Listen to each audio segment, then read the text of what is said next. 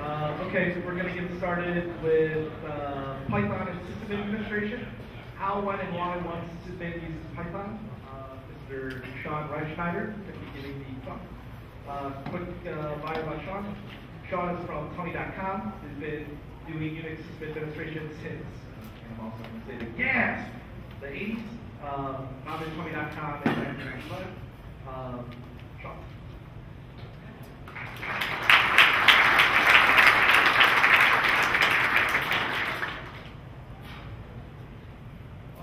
Well, we're going to do this old school without the PowerPoint. Everyone hates the PowerPoint, and I can't get my laptop working with the projector, so we're going to go old school on the presentation and just pretend like we don't have any technology. In just a second, let me bring up my slides so that I can see them at least.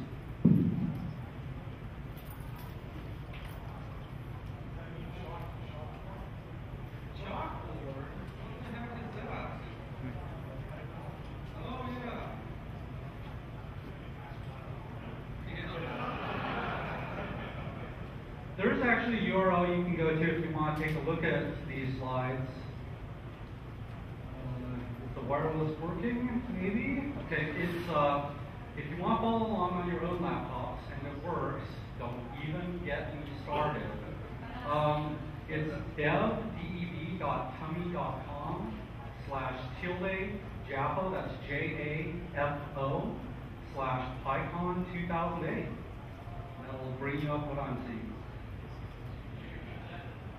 dev.tummy.com/tilde-jafo, JAFO/PyCon 2008.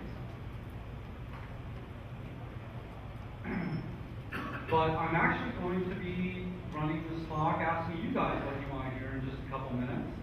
So think about what you'd like me to talk about as a sysadmin who's been using Python. As was said, I've been doing system administration. I like doing system administration since the gas 80s. Thank you for that excellent emphasis on the gas. And so, mostly we work with smaller companies doing Linux system administration, just to give you an idea. So we're working, unlike maybe a big enterprise where you may be working with lots of long-term projects, we tend to work with very small projects, very short-lived things. So, your mileage may vary if you're in a different environment, but that's kind of the environment we're in. We're dealing with, we've got 7 people on staff, 5 of them very technical, and we're dealing with maybe 500 or 600 servers. In, if you think of business units, maybe 50 different business units, that sort of thing.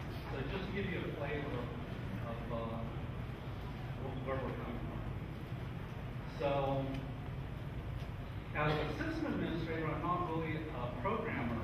I have programmed in the past, but they say system administrator is a tough job, but somebody said I have to do it.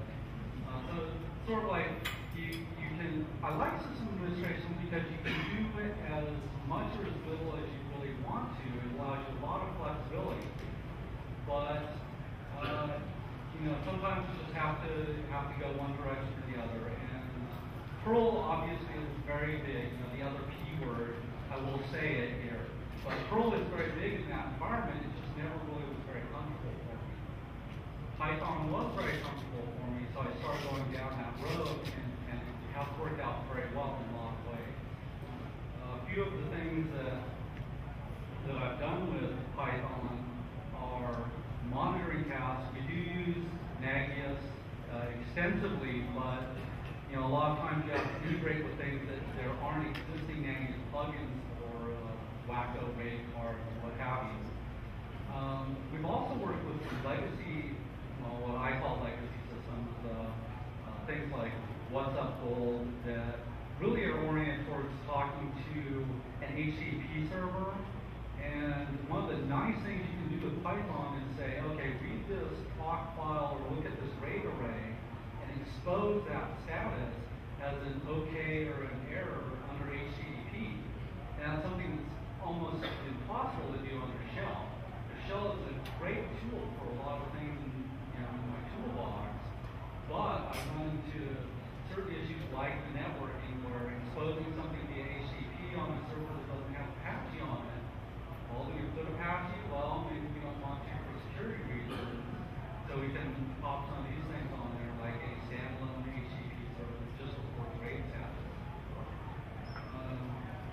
very few who were here last year, I talked about Vim and Python. One of the tools I have is a serial number updater for DNS records.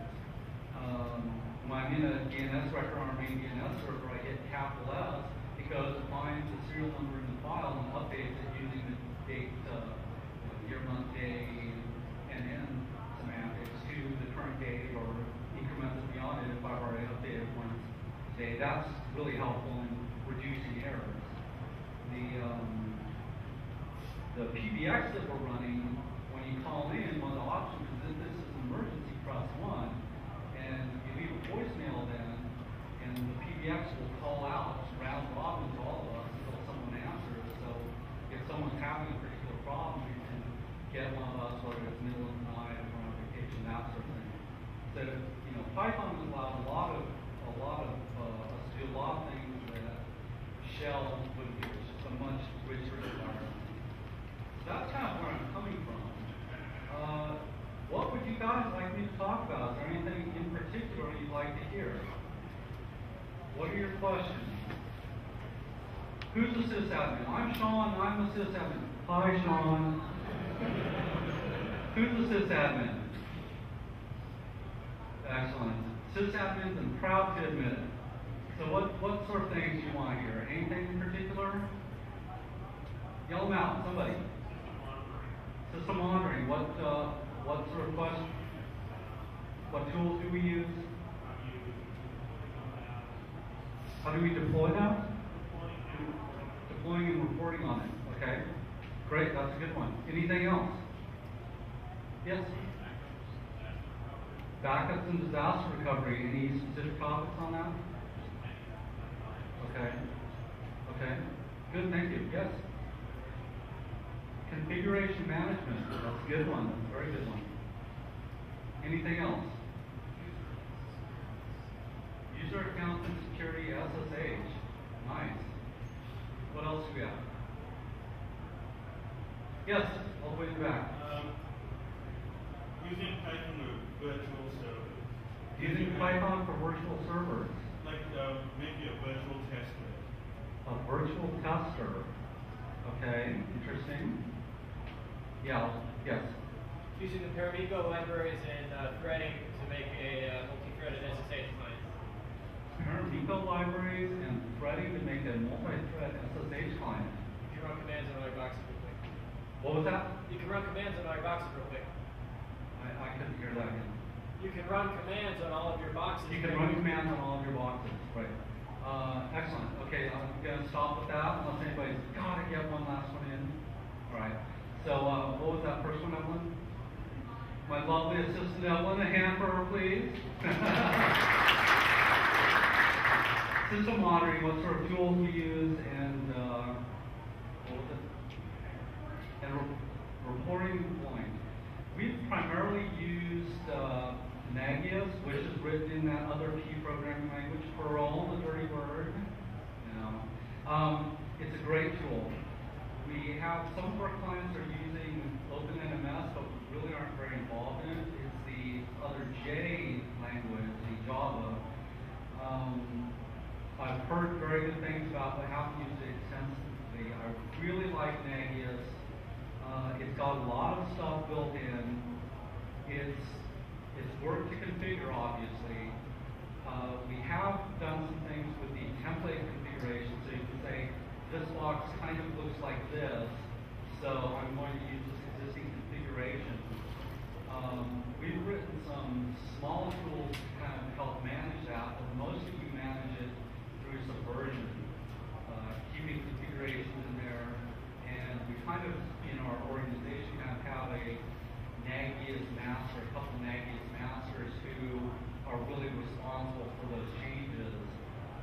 I know how to operate it, I know how to drive it, but they make all the configuration changes. The biggest thing I'd say, as far as monitoring stuff, is to devote a lot of time to it. It's not a just drop in place and it's done solution.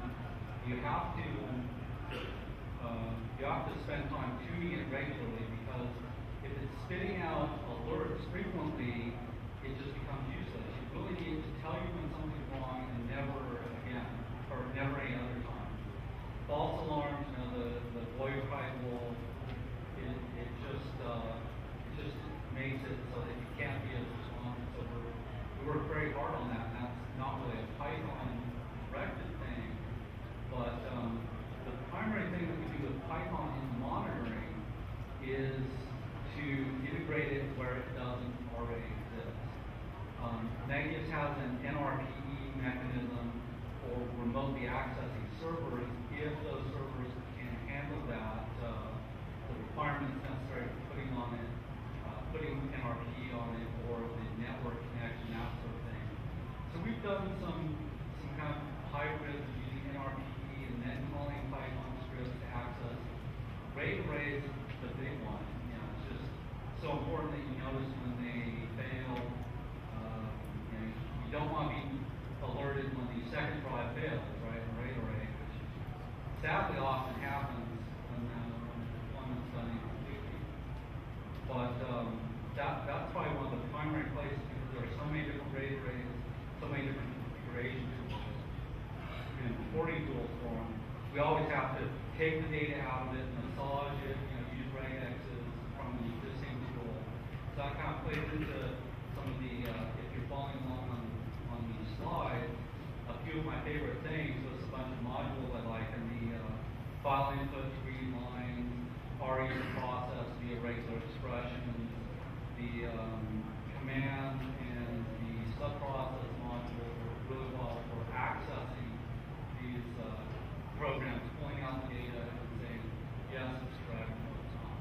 But kind of one of the things that I'll kind of spread here is I have an idea, and that is test-driven system administration. You always hear about test-driven software development, but monitoring leads directly to test-driven system administration. So you put up a new box, it's supposed to be a web server, does it pass all the web server monitoring tests?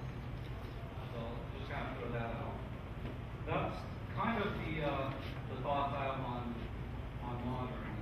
I haven't used Xenon, which is a monitoring system written in Python. Again, you hear very good things about it. It's written by some very smart people I want to look at, but just been other things happening at the time. Xenon's right. Maybe I'm losing my mind, but I thought I said Xenon, and I couldn't misunderstand that. Well, there was a question up here? Yes.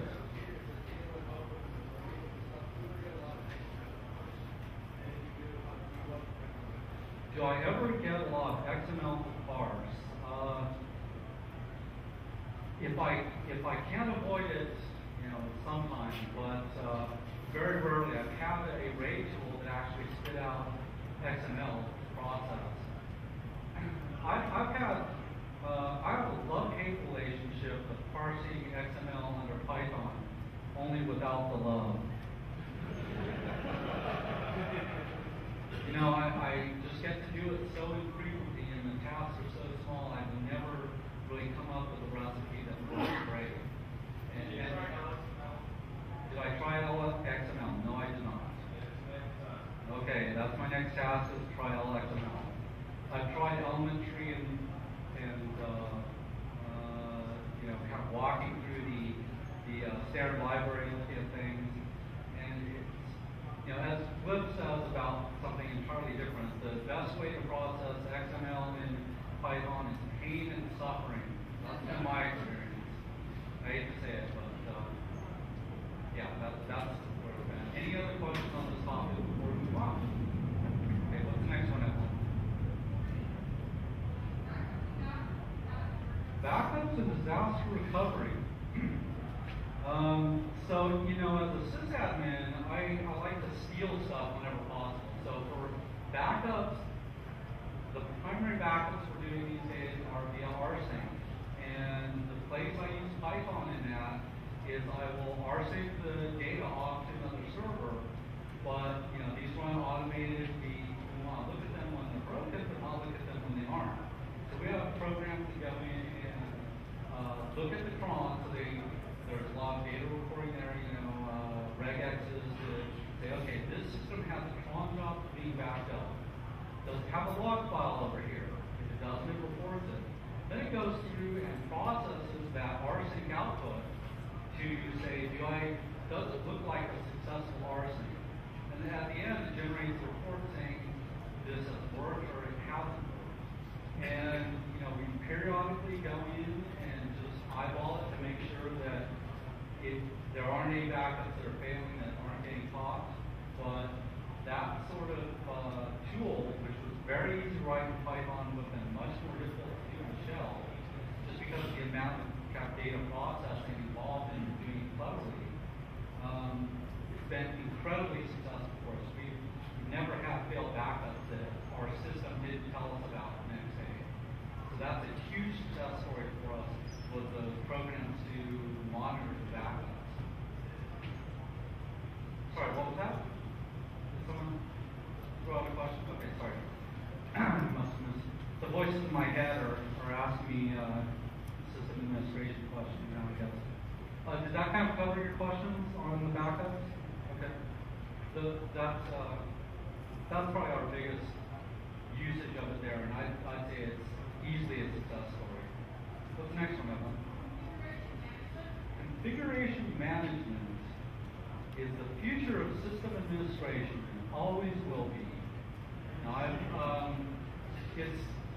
configuration management is something that I mentioned we have so many different business units. It's very difficult in our environment to deploy because each one of them is so small, it's hard to get the sunk cost back out doing it.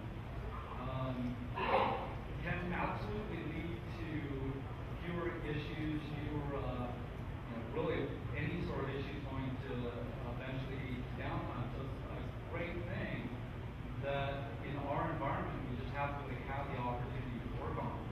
But what I would like to do is open the floor a little bit and say, has anyone had any success? I know there are some Python tools. There was one, I guess it was 2 years ago, last year in Dallas, I guess, for managing configurations. Has anyone used any of those successfully and had good luck with them or bad luck? Yes? Took the ideas of CF build, kind of made a hybrid of it, using Python to do some file time stuff, build it all off XML files, and then Perl on the boxes themselves to kind of distribute with Python, distribute some Perl scripts out to boxes, and Perl do the front work on the machines themselves. But we've had a lot of success really using it for several years. Okay, that was CF Engine distributing Perl and Python scripts, and they've had success with it. Any other thoughts on it? Configuration management? Yeah, can we get a mic over there, or is there an extra mic? Does this mic do something?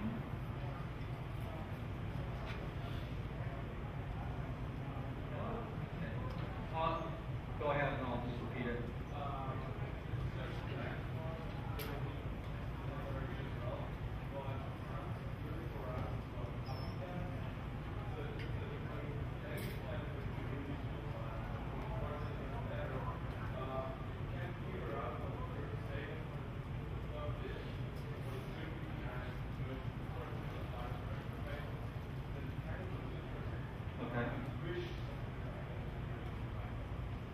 It was Puppy, and it's a Ruby tool. They're kind of looking at deploying it, but it doesn't sound like they have any solid plans for it yet. That's about where you haven't done it yet. Okay. Anyone else with configuration management stuff? Let's go ahead. What's the next one there?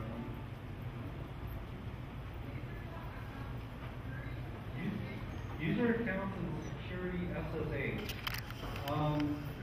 When I think of user accounts and Python tools, one of the cases that we used really successfully was in the IMAP and POP logins for one of our mail server clients. When their user accounts were used, and they didn't use them for 30 days, I believe.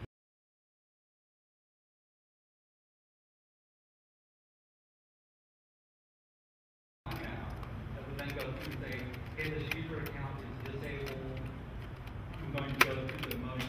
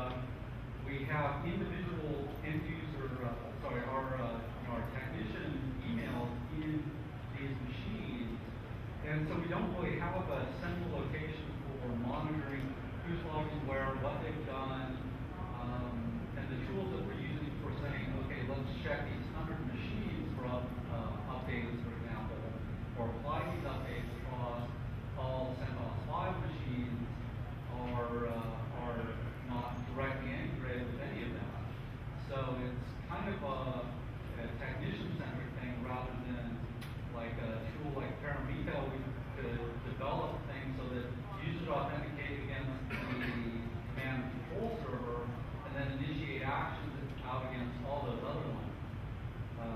You know, the end user machines or the machines out in production. And that's something that I'd really like to explore more, but just haven't had time.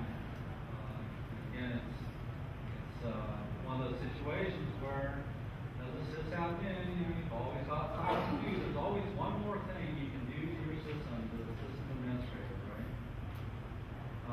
So that's kind of my short take on that. I would love to use Python much more extensively in the user authentication side, the technicians authenticating out to the production machine side, but haven't. I think Paramito is a great tool. I would definitely recommend looking at that for doing SSH automation things. We're using right now MUSSH, which is just multi-system. You can point at all of your CentOS 5 machines running on monthly basis. Any questions on that, please? You got another one to run? Using Python for virtual servers. So we also do about 60% of our business is the Linux system administration consulting. 30% is hosting, and we have done some virtual hosting in the past using Zen and user mode Linux. The system we initially developed for that was done in the airport on the way to PyCon in Washington, D.C. several years ago. In Python as a web application to deploy those, provision those, and it has worked just great. It's processing web inputs, again, not something that Shell is good at. It's calling all these different functions or all these different existing programs, building up disk images, that sort of thing. And that's been very successful. We also have a whole accounting side of it that says, okay, this virtual server was built up, here's the IPs associated with these servers, and a whole IP accounting infrastructure that works at the router level. So as opposed to like a switchboard level, we actually only bill our customers when their packets leave our network or come into our network from one of our expensive pipes, XO or internet. We don't charge them at the port level, so they can pass traffic to our mirror side all day. They can pass traffic to between machines. All that's driven by Python because it collects all this data from the routers on IP by IP basis. That's actually some kernel modules in Linux that we've done.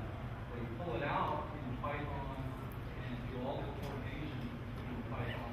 That's a huge success story. That's our business side by the accounting side, and that just works. I mean, it just works. Incredibly solid, incredibly reliable. Another huge success story on how we've been using Python. Any questions on that? Getting down to a couple minutes, yes.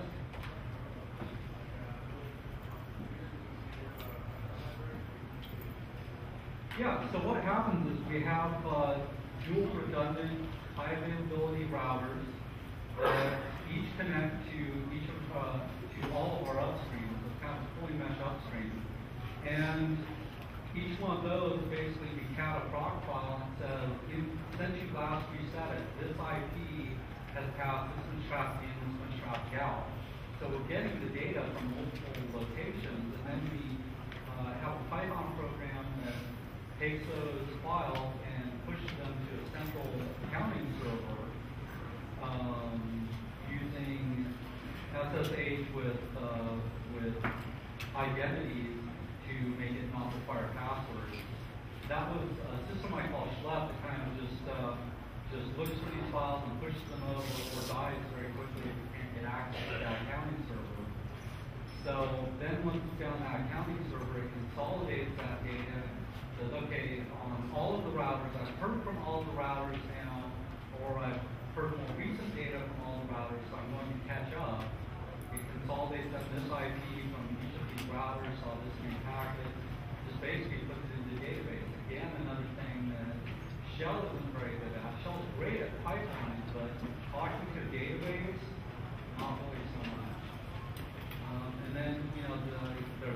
web front end on front of that, that users can go in and say, how much data did I pass last week? It also goes into RD tool. So every one of our IP blocks turns into a customer, and we add data to RD graphs as well as the database, which is how much use it. RD tool, if you're putting in a lot of those things in shell, every one of those is a fork. So, 1,000 users, several thousand fork calls, it's going to take powerful machines to feed. Python RD module is great because you can call it using almost exactly the same syntax, but it doesn't fork in your process. So we had our accounting server was going up and up and up on the utilization and just hammering the processes while it's forking, and then we enabled that to swap to fork. So again, a huge success story where Python fully helped out. I've got like a minute, so any other quick questions? In short, I guess in closing, I'll say, love Python. Perl can certainly do the same sort of things. I just found Python more comfortable, and for us, it's kept me sane because I love programming in Python, and if I do it in shell, I would have even less error. All right, any final questions? Thank you very much for your time.